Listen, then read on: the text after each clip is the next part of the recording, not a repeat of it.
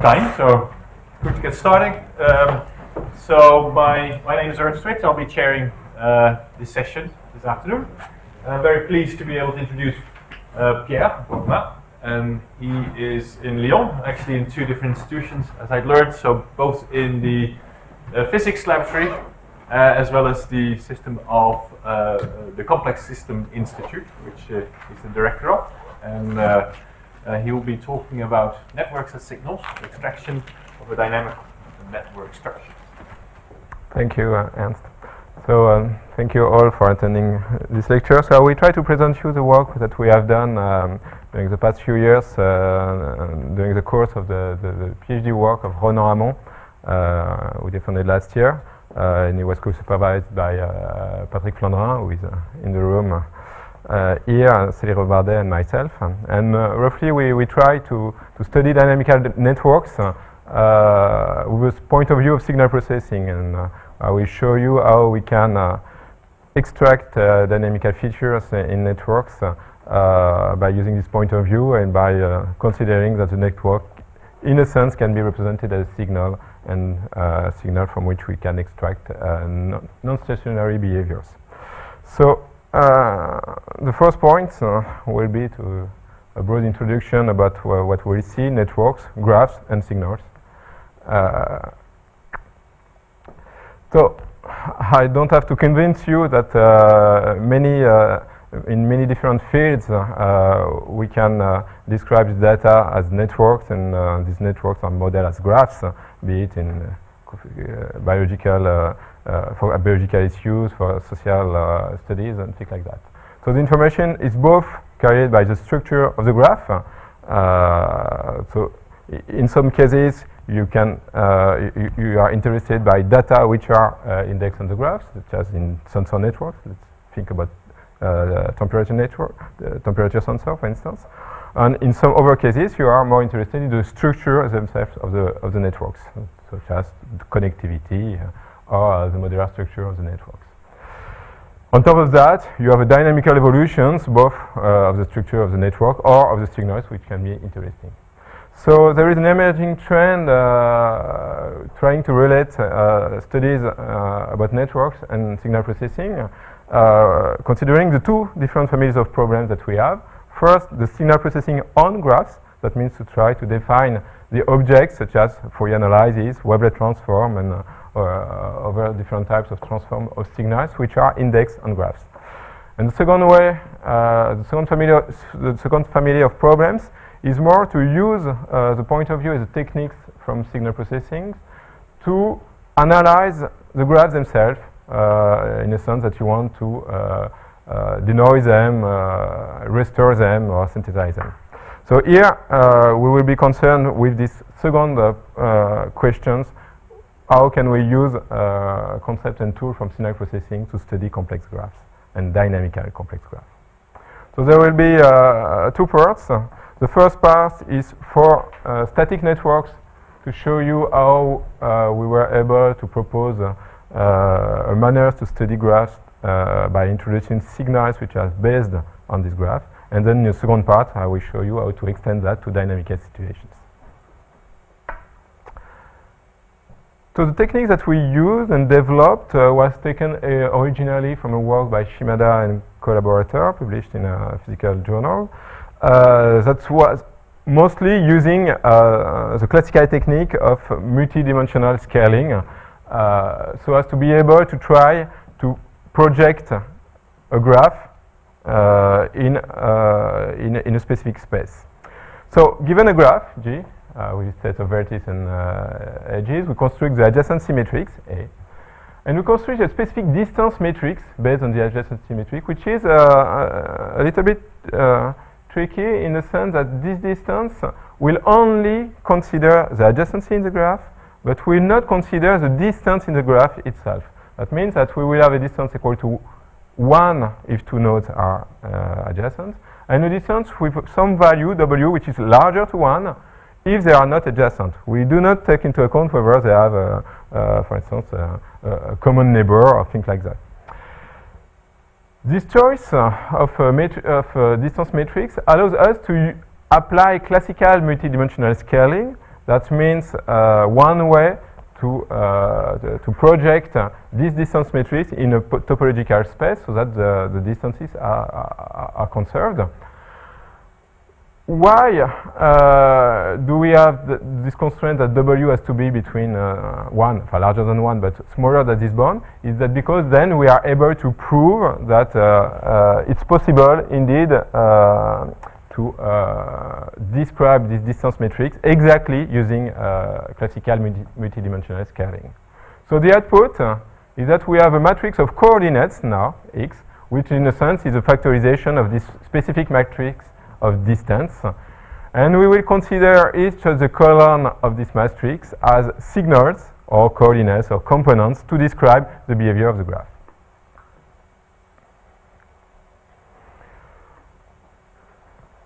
So one interesting point of doing that is that we now have a way to go back from the coordinates matrix or the distance matrix, because they are equivalent, to the original graph. So the rationale for that is to say that we just have to threshold the distance, because in the distance matrix we have only mostly two cases.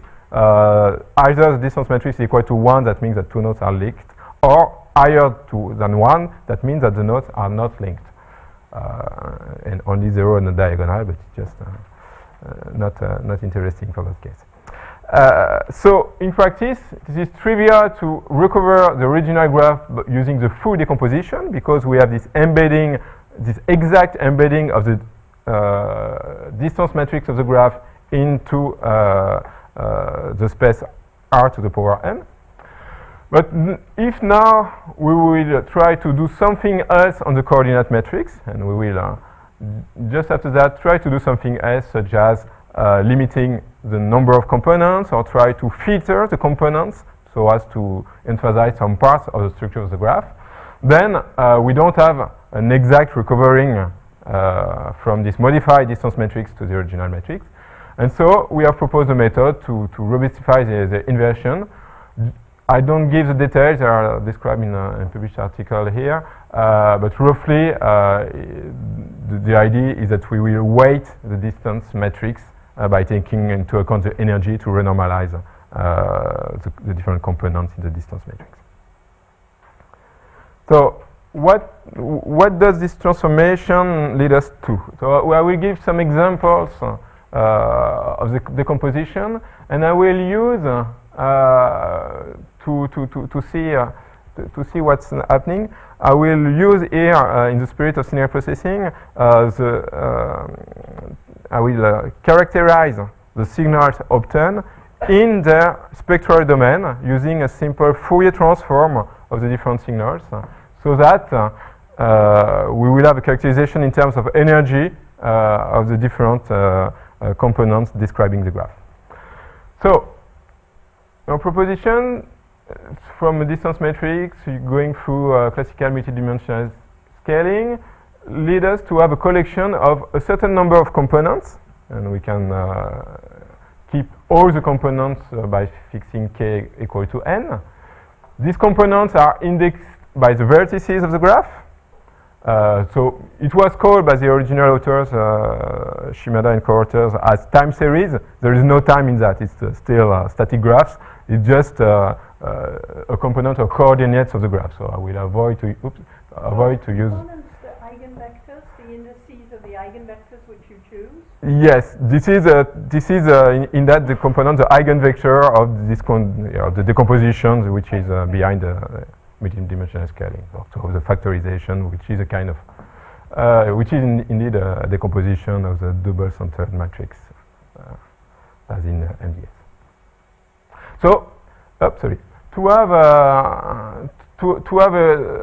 to understand the behavior of these components, we need to put them in an order which is consistent with the topology of the graph. So here there was a preliminary but important work of how to find a node labeling which does not mix and random shuffle do not shuffle randomly the nodes. So here the idea of this labeling is that we will follow paths so that we are trying to minimize the cyclic bandwidth sum of the labels that we proposed. And then we will see the components, and equivalently, we will see a spectrum of the different components by taking the Fourier transform of these components. And our interpretation is that the squared of this Fourier transform is a signature in energy of the graph structure as seen through a spectral domain of the different components. So some pictures to see what's happening here. If you have just a very regular and simple graph such as this Turing lattice, then it's expected that in a sense any kind of description of the structure of this network will make apparent that you can just put that the eigenvectors, in fact, of this adjacency matrix are just the sine waves, the ones that are classically used in digital signal processing on this circle. And this is indeed what's happening here. Here I will show you maps of the energy at the different components in column at different frequencies that you can obtain in line. So the proper labeling here that you need to choose is just to follow the circle. Yes? So what are the pros and cons of using the distance that you chose versus using the path metric on the graph as your initial input before you do MDS? To using which matrix, the adjacency matrix or the Path metric. The path matrix. I think the interest of using this distance matrix as compared to the other is that here we can have an exact embedding using classical multidimensional scaling, whereas it will not be the same if you use a distance, the path distance on the graph. Then you don't have any result for that. So it's just a way to be certain that if you do not change the things, you have an exactly invertible. So you throw a lot of information here? Yeah, we throw a lot of information, but still we don't compute this second order information, which is a path length. We just keep something which is the adjacency matrix, because it's a simple transform of the adjacency matrix what we choose. And so here, yeah, I was saying we have just a simple signature that we have every two components we change from low frequency to high frequency, and the ordering, because this thing is very simple, this ordering in energy is that you have the most energy, the energy is appearing in this order of the components. If now you go to more irregular graphs, such as here a Watt-Strogas graph, so that we have just randomly rewired some of the edges with here a probability which is I think 0.1, something like that, to have a small world property. Then you see that you still see at the beginning, and let's say for the low frequency behavior of the structure, you still see this diagonal, but then you have over behavior, which in fact we will see just after that, are the signature of energy which spread out at every component and every frequency, which is a kind of random noise behavior in this random noise signature in this domain, and which indeed will be associated to Herder-Schwenny graph in the examples to come. Here, now a random Herder-Schwenny graph. You see that in that case, indeed, you just populate all your space in terms of component frequency with random noise. We have to be cautionary with that. Is that I lost the screen. Yeah, we have to be to make some caution because we don't have a good statistical model of what is the energy here. Currently, it's only empirical analysis. Now, if you go to another kind of organization of a network, assuming that you have communities in the network, here modeled by using a stochastic block model with just two communities, two blocks, then what you obtain here is the same kind of thing that you obtain when you are doing the spectral analyzing using, for instance, the Laplacian matrix of such a model. What you obtain is that for the first component at very low frequency, you have a very high energy, because it's just the characteristic of such a model that you have a kind of low frequency behavior that you could recover by cutting the graph in two. So this gives us a general framework to think about graphs as components in a high-dimensional space, or as a series, if you want. So we take the graph, we need to reorder the vertices to follow vertices from almost from one node to its adjacent. So we take the distance matrix data as shown before. We use the classical multidimensional scaling to obtain a matrix of coordinates. And then to go to a frequency domain, because it's often useful to think about frequency or spectral domain, we take the Fourier transform, the classical Fourier transform. We can obtain phases and magnitudes. Here I've shown you only the magnitudes of the maps that we obtain. And using the magnitudes, we can filter them.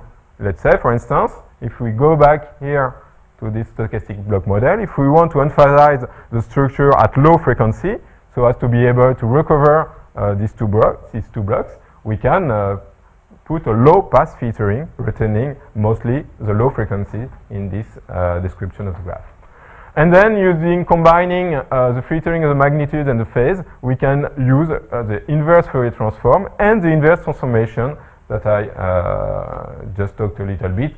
Mostly that's amount to threshold the distance matrix associated to the new coordinates. So we can do that and give you here just one example of that on the two-block stochastic block model. We have the original graph, and doing all these steps, here is what you obtain. Maybe we will see what we obtain here. No, before. What we obtain here is just indeed the low-pass behavior, the two blocks. We have a group of nodes which are all connected together, another group of nodes which are all connected together, and some uncertainties only at the node which makes the connections between the two blocks. Here the nodes were reordered, such as the blocks are apparent, but given experimental data, you will never have in advance the good order. Okay.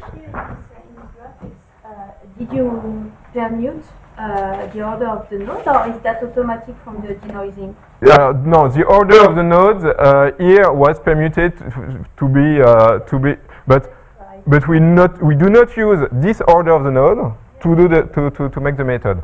We use the order that obtain solving this problem of cycling. The clustering with your method. No.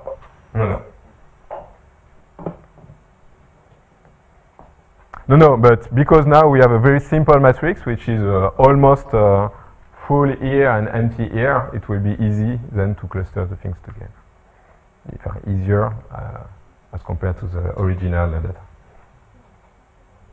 You mean that it's easier to cluster Fourier matrix than the original matrix? Yes, after filtering, yes, here it will be easier to do the clustering, because almost you have a matrix which is the adjacency matrix as one for all the nodes, between all the nodes in a given cluster, as compared to the original one where you have a probability which is not one to be connected inside the cluster. So yeah, we think that it could be a pre-processing step that could be useful in the data cluster.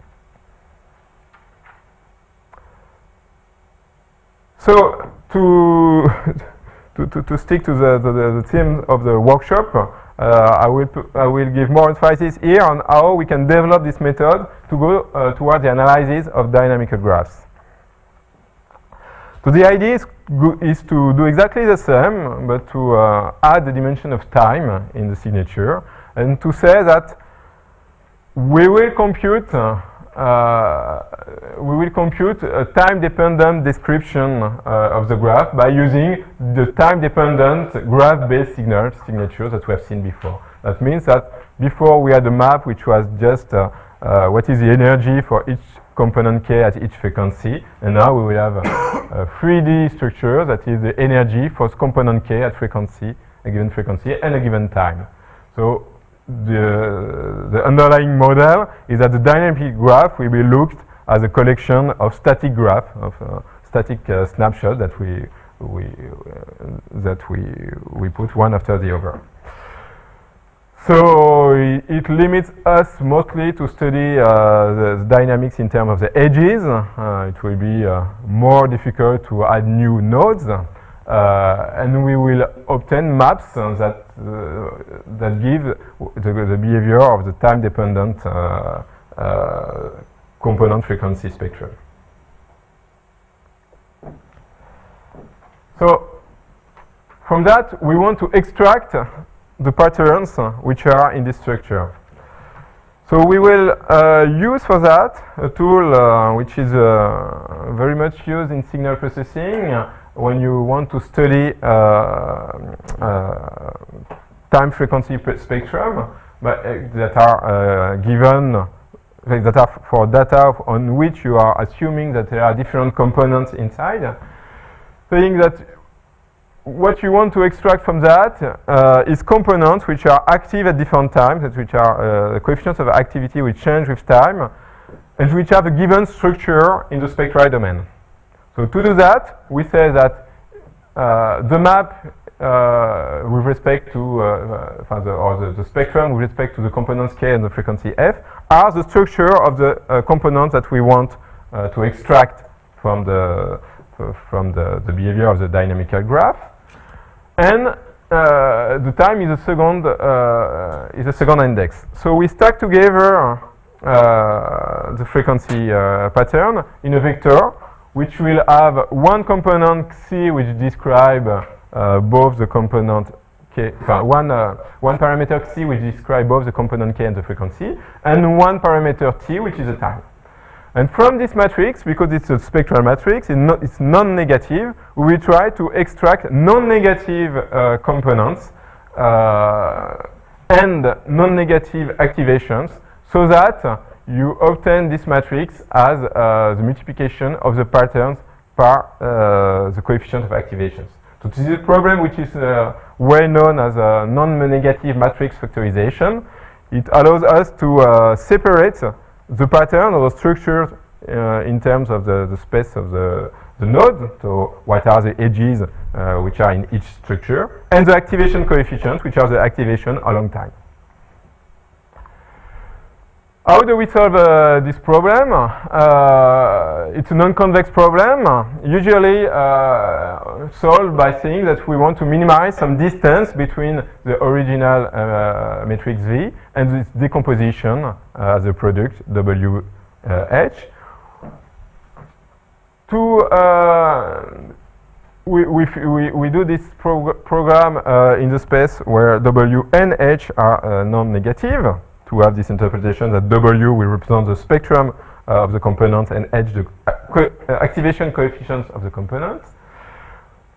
We can add a penalty term here, depending on the application. We can use a penalty to promote smoothness in the activation, in the coefficient of activations along time.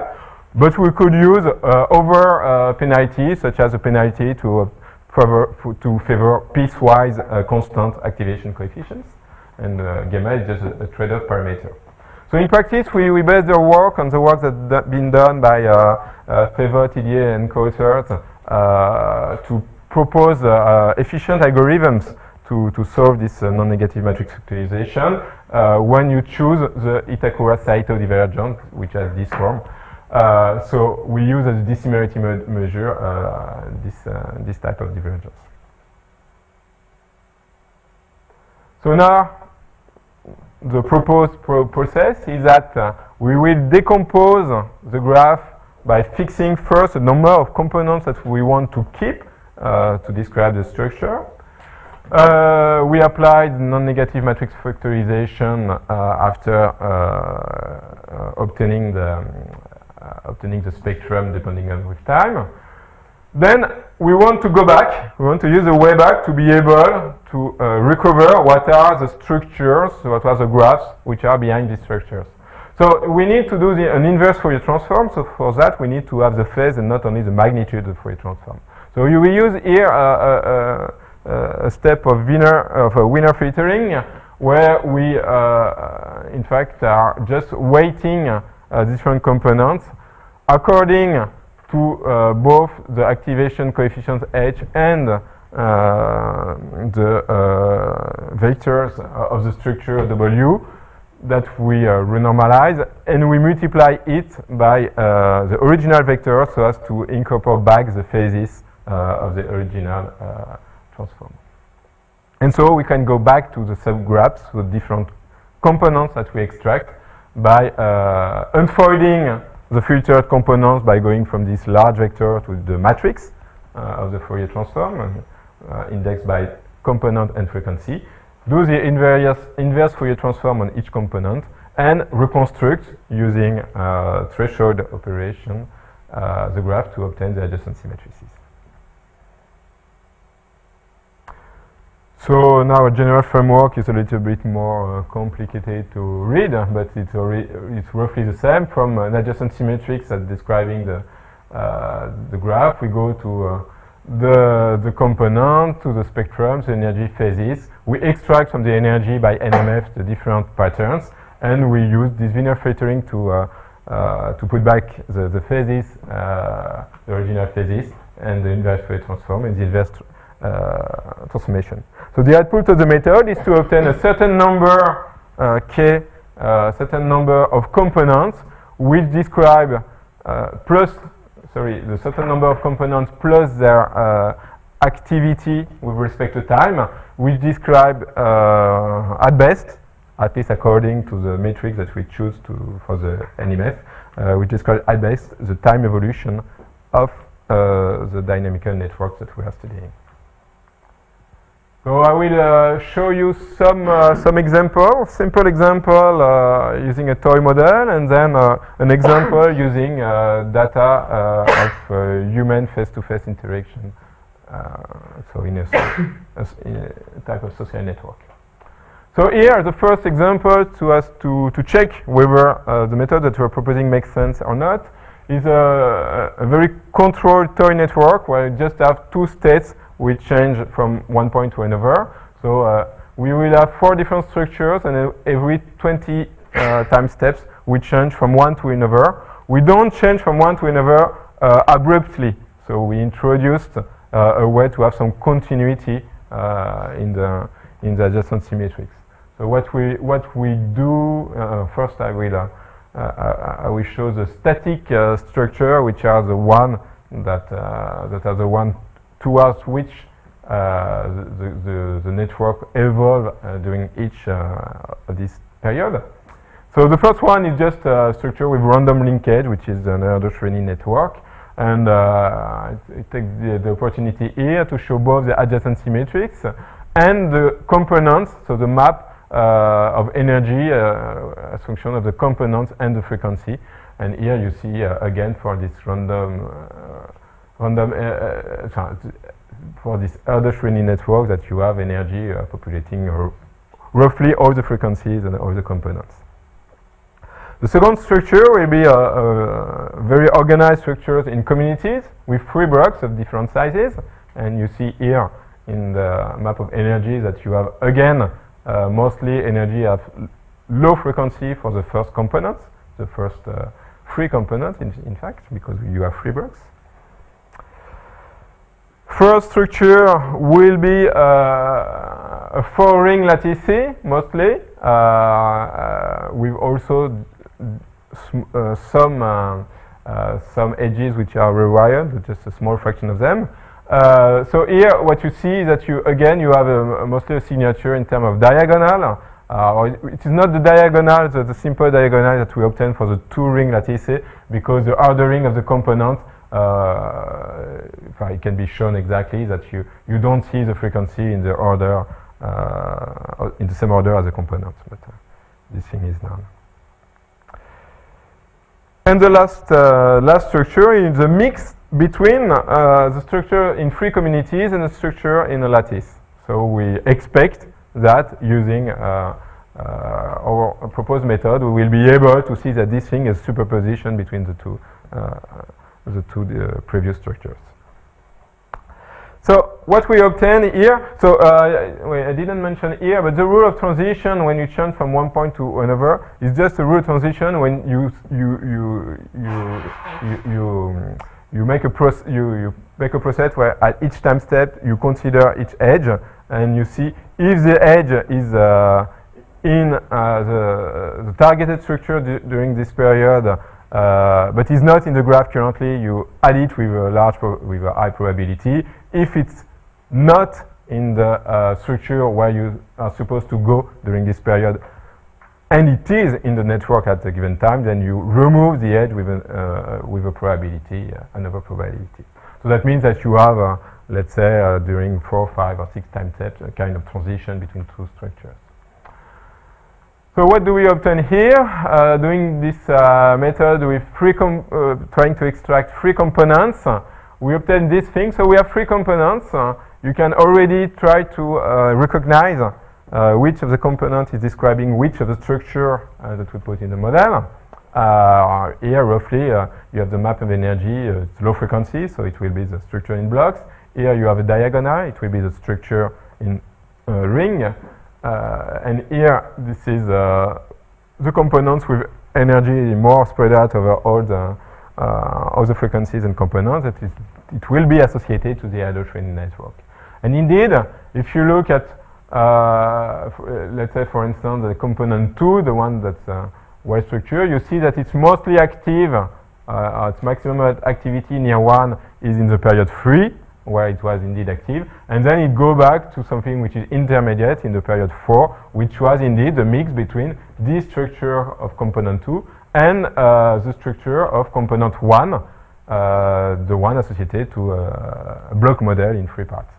So indeed you can follow that originally the component 1 is mostly active here in the second part and then in the first part.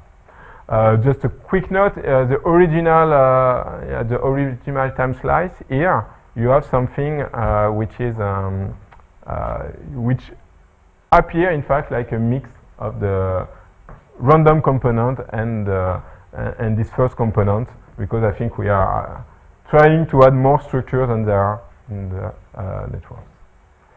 And here we have the components themselves. So going back from these maps, these 3 different maps obtained by NMF, using all the methodologies that I described, we can obtain what are the associated components in terms of their adjacency metrics. They are inferred adjacency metrics. So we indeed infer back the model in blocks. We can compare them, the components that we obtain here, as compared to the original adjacency matrix. So here, the components that we obtain are weighted components. So then you can decide to threshold this weighted component to have something which is more comparable to the adjacency matrix, but I don't show that here.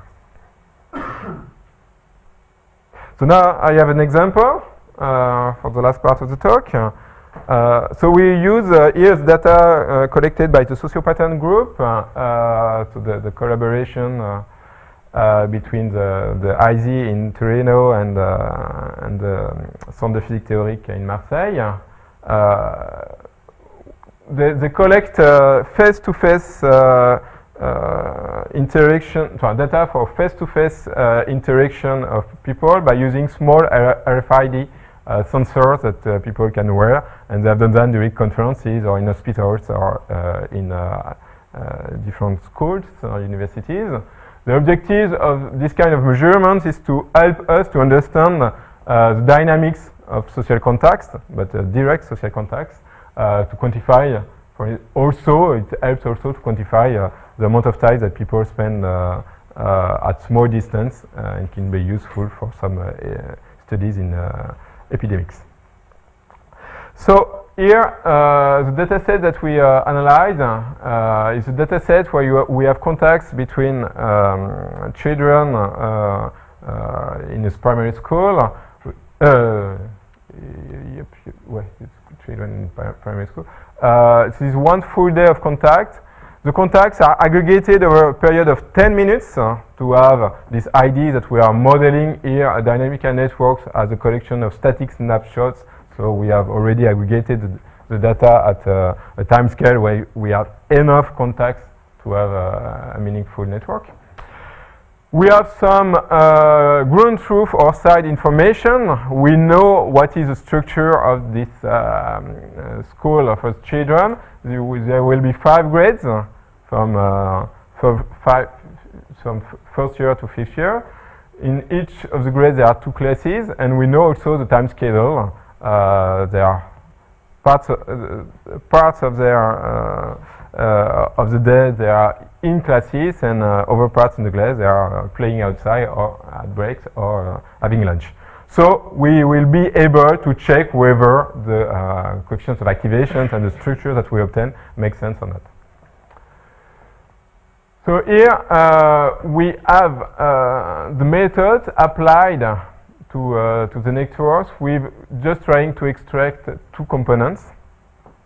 What we obtain here is that we have these 2 components roughly. One component seems to be more active during the periods of class, and the other component is mostly active during the periods of lunch.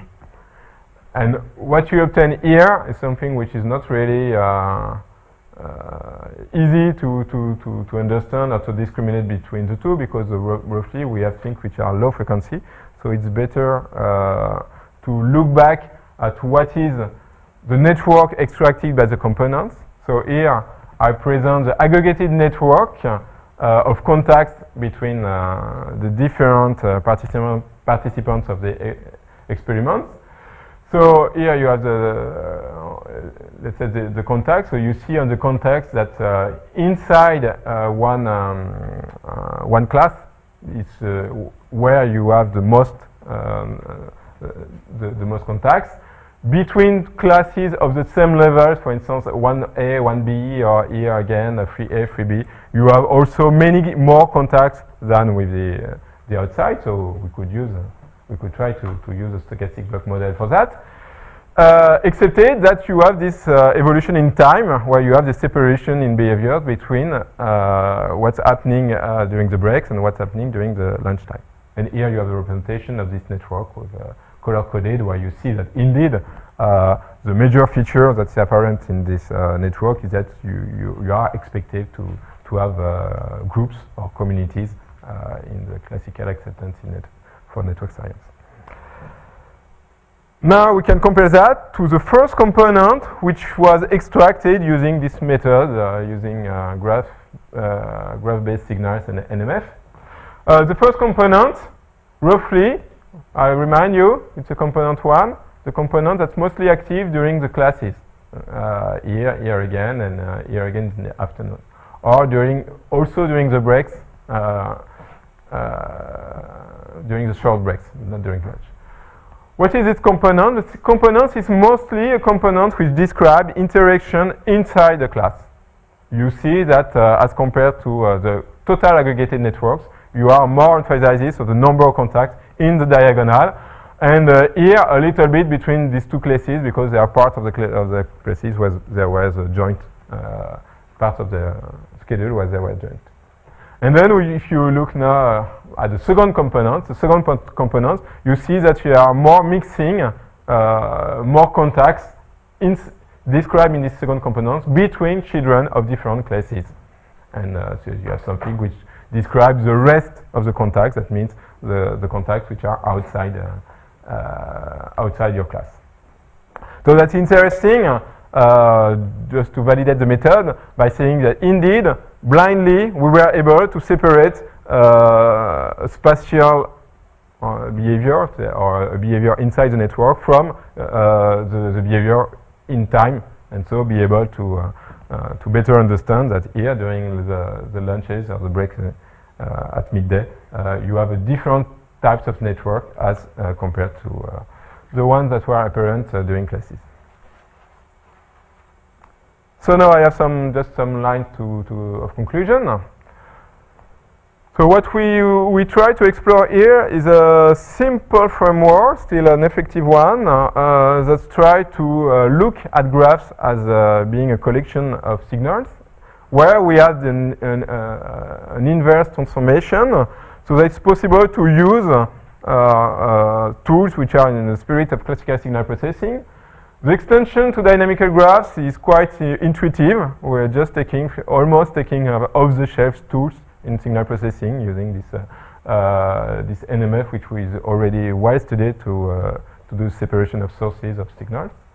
But we still have many open questions about the robustness of the method, about the choices of the parameters of the method. Still, we don't have good answer for that. We don't have an extension to more general models for graph. For instance, what do you do if you have directed graph or a weighted graph? We don't have the answer for that. And we don't have neither the way to automatically select or merge the components together. If you increase the number of components, you will split one structure in several components. We don't know how to merge them. Anyway, we still have a framework which might be useful to continue to study, and we have codes, the Python codes, which are available on request, which are available on the webpage of Renaud Hamon, and he will, on request, be happy to help to understand some parts of the method. If you have other questions, here again. Thank you. Okay, questions? So when you are showing the components, is it from your W matrix or? Yeah, one component is a W matrix and one activity coefficient is H matrix.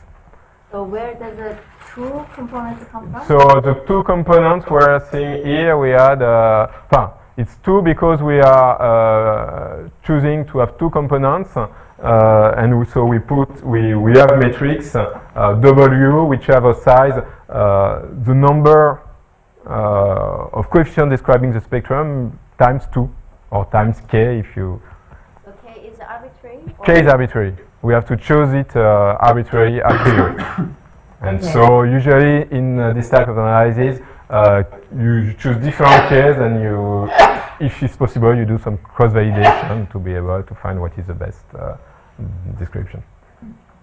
When you were doing a negative matrix factorization and analysis of the data set, did you basically assume that you know where it is class time and where it is lunch break, or your program discovered it? No, it discovered it. We discovered it. We assume no prior knowledge. No prior. No prior knowledge of that. That's the way. In fact, it's a tool that we really can promote for a step of empirical analysis of the data.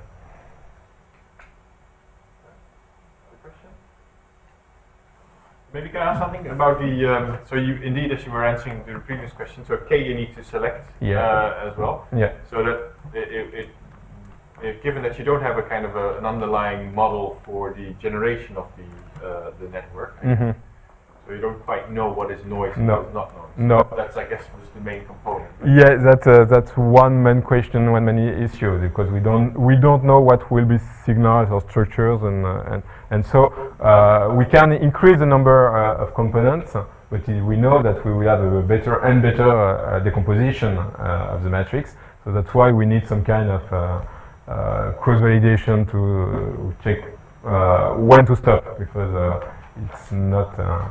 it's not meaningful to try to decompose such a graph in many components. At some point, it's overfitting. Okay. Any further questions? Well, then let's thank you, Pierre, again. Thank you.